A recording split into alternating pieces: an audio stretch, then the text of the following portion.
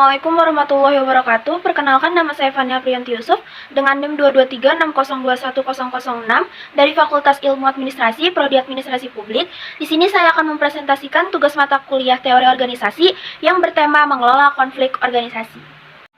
Konflik organisasi merupakan ketidaksesuaian antara dua orang anggota organisasi atau lebih yang timbul karena fakta bahwa mereka harus berbagi dalam hal mendapatkan sumber-sumber daya yang terbatas, atau aktivitas-aktivitas pekerjaan, dan atau karena fakta bahwa mereka memiliki status, tujuan, nilai-nilai, atau persepsi yang berbeda.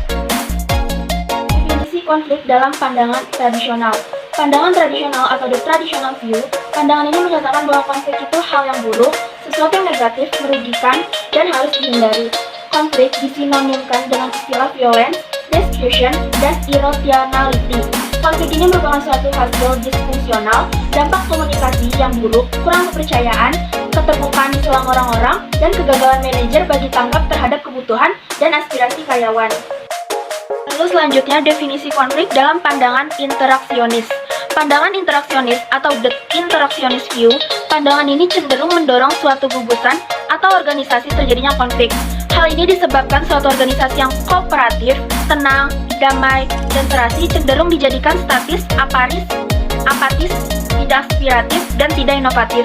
Oleh karena itu, menurut pandangan ini, konflik perlu dipertahankan pada tingkat minimum secara berkelanjutan sehingga tiap anggota di dalam gugusan tersebut tetap semangat, kritis diri, dan kreatif. Selanjutnya yaitu sumber-sumber konflik. Konflik bersumber dari berbagai macam persoalan yang ada di dalam organisasi. Salah satunya yang pertama ialah ketidakcocokan dan diferensiasi sasaran. Sumber konflik organisasi terjadi ketika departemen dibedakan dalam tujuan mereka. Yang kedua, saling ketergantungan. Saling ketergantungan menggambarkan sejauh mana karyawan mengandalkan karyawan lain untuk menyelesaikan pekerjaan mereka. Jika semua orang memiliki tujuan independen yang tidak mempengaruhi satu sama lain, semuanya akan baik-baik saja. Itu tidak terjadi di banyak organisasi. Dan yang ketiga, ketidakpastian dan kelangkaan sumber daya. Ketidakpastian mempersulit manajer untuk menetapkan arah yang jelas, dan kurangnya arah yang jelas menyebabkan konflik. Kelangkaan sumber daya juga menyebabkan konflik. Jika tidak cukup bahan dan persediaan untuk setiap pekerja, maka mereka akan mendapatkan sumber daya mereka yang tidak mungkin akan mengalami konflik. Ketika sumber daya semakin menipis dan organisasi harus bekerja dengan lebih sedikit, departemen akan bersaing untuk mendapatkan sumber daya tersebut. Dan yang keempat adalah sistem penghargaan. Sistem penghargaan organisasi dapat menjadi sumber konflik, terutama jika organisasi membentuk lingkungan menang kalah untuk penghargaan karyawan. Dan yang kelima, distorsi komunikasi adalah perubahan makna atau arti dari suatu informasi atau pesan secara sengaja maupun tidak sengaja yang akan mengubah isi informasi. Selanjutnya yaitu teknik-teknik resolusi. Yang pertama, terdapat tujuan superordinate. Yang kedua, perluasan sumber daya. Yang ketiga, pemecahan masalah bersama. Yang keempat, mengurangi kesaling ketergantungan antar unit. Yang kelima, membaurkan unit yang berkonflik. Yang keenam, interaksi yang makin bertambah. Di sini saya akan menjelaskan 3 dari teknik tersebut. Yang pertama, tujuan superordinate adalah tujuan yang dilakukan bersama oleh semua kelompok dalam suatu konflik yang tidak dapat dicapai oleh satu kelompok tanpa upaya dukungan kelompok lainnya. Yang kedua, perluasan sumber daya adalah semacam aktivitas yang dilakukan bersama untuk meningkatkan keterampilan sumber daya manusia. Hal ini berfungsi agar sumber daya semakin produktivitas dalam bekerja. Tujuan dari pengembangan sumber daya adalah menciptakan perubahan positif bagi karyawan. Dan yang ketiga, pemecahan masalah bersama ialah suatu tindakan yang dilakukan bersama-sama untuk menyelesaikan suatu permasalahan dengan cara mendefinisikan masalah, menentukan penyebab utama dari suatu permasalahan, mencari sebuah solusi dan alternatif untuk memecah masalah, dan mengimplementasikan solusi tersebut sampai masalah benar-benar dapat terselesaikan.